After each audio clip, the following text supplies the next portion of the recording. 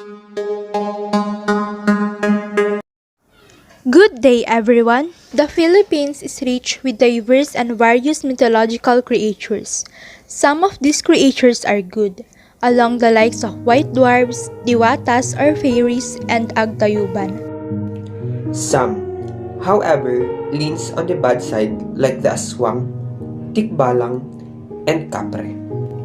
Unfortunately, the stories circulating in the masses, specifically here in our area, seem to be those of the bad mythological creatures. Henceforth, we have compiled 4 of such stories, including about the Tinmungaw story of Bagulin, the Sirena-related incidents in some parts of the rivers of Naguilian and Bagulin, the Atros of Ambaracao Norte, and lastly, the Capra of Parikir and Gusut. The first mythical creature that we are going to talk about is Mermaid. According to Ellen's neighbor, a river here in our place was believed to have been inhabited by mermaids that are engaged sometimes in the drowning and death of people, mostly tourists. One day, an old man lost his pair of slippers and then he swam to get it, but he suddenly became out of sight. They knew he drowned because his body was lost, but they are confused why they can't find it. They searched around the area but still couldn't find it. But in the afternoon, they found the body up in the location where he was last seen. The question is, why is he found opposite to the current? They believe that the mermaid pulled it deep into the water. It is also supported by other victims who encountered it. They said that it seems like someone was pulling them deep into the water. In addition to the first mentioned mermaid-related incidents in Naguilian, it is also said that a mermaid existed in Bagulin River. It is believed that the drowning event and death of a handsome youth was a deed by a mermaid. Prior to the incident, the handsome youth, together with his friends, decided to go home around 3 p.m. in the afternoon. It is said that he was the last one to cross the river. Suddenly, the flow of water rose and the handsome guy was carried away even though he knew how to swim. They can't find the handsome guy body, so they went to a faith healer and talked to the handsome guy's spirit. It is said that his feet was grabbed by a girl and drowned. He also pleased that he wants to go home. It is after a week that his body was found in the river, lying in a stone near their house. The place where he drowned was approximately 3 kilometers away. They believed that the mermaid took his body near their home. The second mythical creature that we're going to talk about is the Tinmungaw of Bagulin. Tinmungaw is a Kankanai word which means unseen being. Most elderlies in Bagulin have an encounter regarding the said unseen creature. According to Aimee's grandmother, she experienced being punished by Tinmungaw. She used to renovate her land before when her workers unintentionally hit a Tinmungaw. Her grandmother became sick, in which she cannot move her body well. Her grandmother experienced headache and body pain. When they went to the hospital, the doctor said that her grandmother is in good condition and the patient is healthy. The only way to heal her is through the Bagawas ritual and Sipok ritual, which the gifted and chosen Igorot elders can only perform. The Bagawas ritual is using salt and water to see the Tinmungaw's condition. There's a whole process that needs to be performed to heal the person that was punished by the Tinmungaw. The other ritual, which is Sibok, is using stone in a rope in the place where they encountered the Tinmungaw. This is to be able to see and talk to them.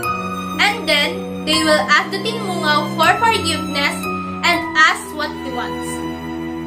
And then the person that was punished by the Tinmungaw will provide all the things that the Tinmungaw asked and perform the ritual. The third mythical creature we're going to talk about is a truss. This story is according to Jonathan's old neighbor who encountered an atroz during her younger years. She decided to sleep with her cousin's house to have a get-together.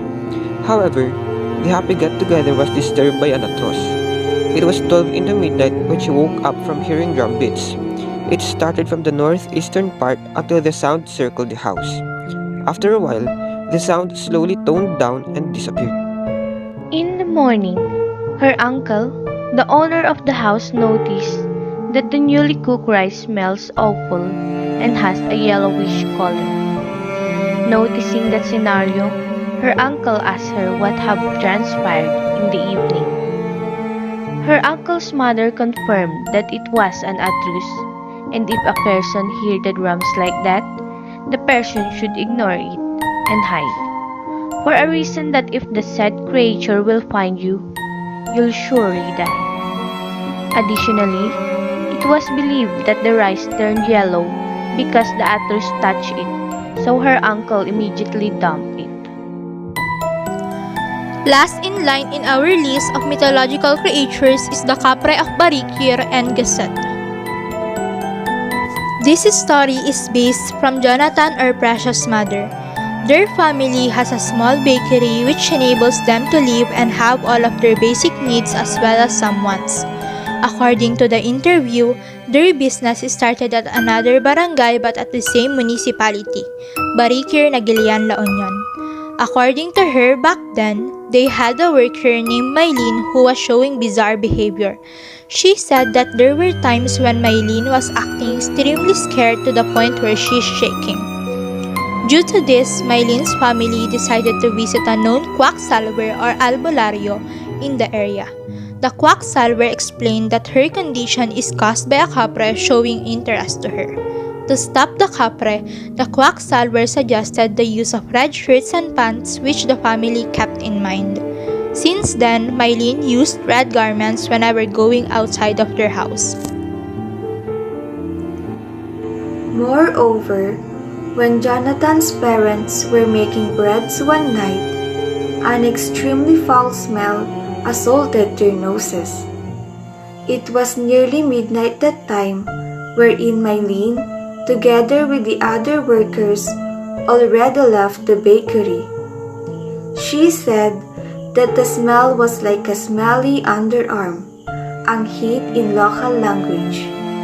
The thoughts about Mylene and the capre came into their minds.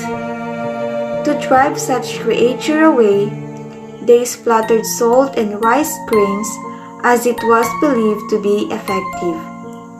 She said that seconds after they splattered salt and rice grains, a loud flapping sound was heard, slowly going away, accompanied by howls of the neighborhood's dogs. Another story from Rhejohn Abedanio can also be included under this topic. This story occurred when he was still in 3rd grade. One night, his sibling was suffering from a toothache and went to their parents' room to lay down. In that room, a huge window was open. He said that they were all surprised when his brother suddenly screamed. It was said that a huge cold hand grabbed his brother's head, pulling it upwards. Rhejohn said that his mother already had an idea that a capre was behind the incident for the reason that his older brother, even when he was still a child, was said to already have the ability to see someone that is huge and has a very dark complexion. According to Rhejohn's brother, there were even some instances when the said creature was smiling at him. Rhejohn said that his brother was pointing that creature sometimes, but their mother couldn't see it at all. Thus, after the incident, she went ahead and splattered rice grains to drive the capre away. And this marks the end of our intensive narration on the gathered results from the unstructured survey we have conducted. Thank you for watching.